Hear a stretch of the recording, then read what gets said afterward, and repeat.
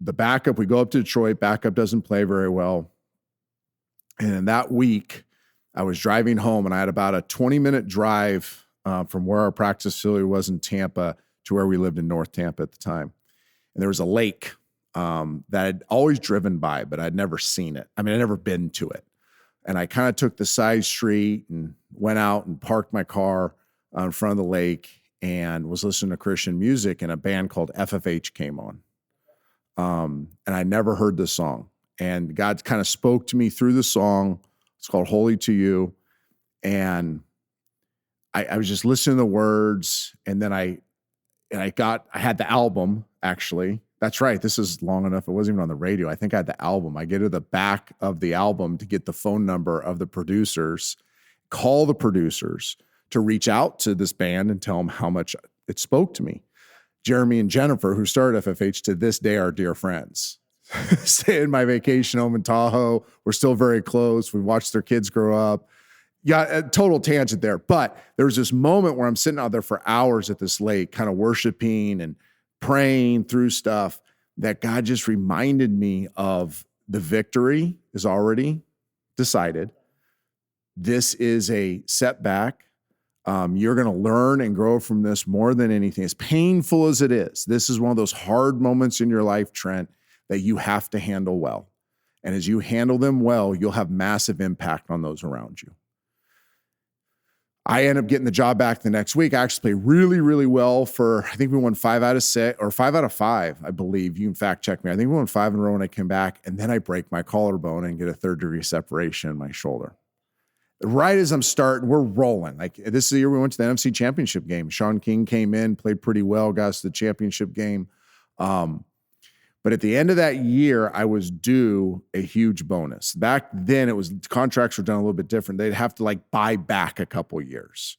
So I had a 4-year contract. They had bought back 2 more. So now I'm at 6. Well, now they have to buy back years 7 and 8, and it would have put me in the top 5 highest paid players in the league. My agent done a really nice job.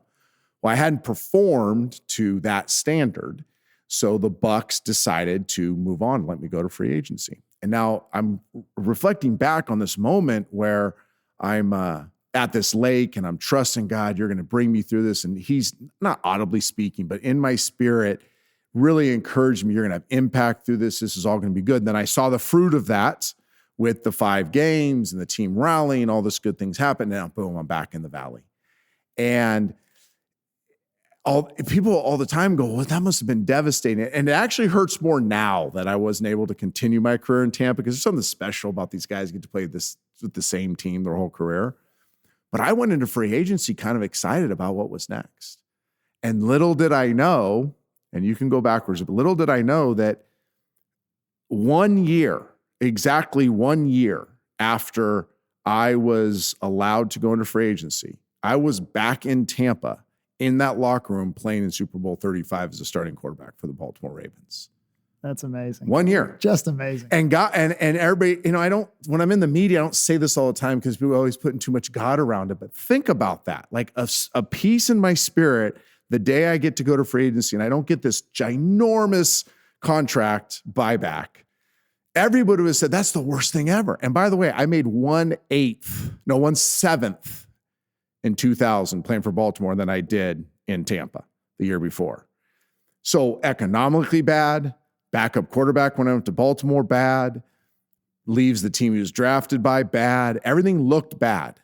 And I had a peace about it. And then 1 year later, I'm in the same locker. We were the team that stayed in the Bucs home locker room, which was my home locker room, and my equipment team put my locker in what was my home locker. Exact same locker. Exact same locker the year before. And we're playing in Super Bowl 35, which this year is the 20-year anniversary of it. Well, I will say that your number 12 jersey for the Bucs is hard to get these days. Well, I let him wear it. I bug him all the time. Like, Tom, I need some kind of royalties now that I allowed you to wear the number 12 in Tampa. And he always texts back like the crying face emoji or something. But and Lamar, I let Lamar wear number 8. Like, there you go. You only get better if you wear one of my jerseys after I've been there. Exactly. Well, my 7-year-old wears your jersey proud, and I try to remind him of whose jersey it is, but I've yet to convince him.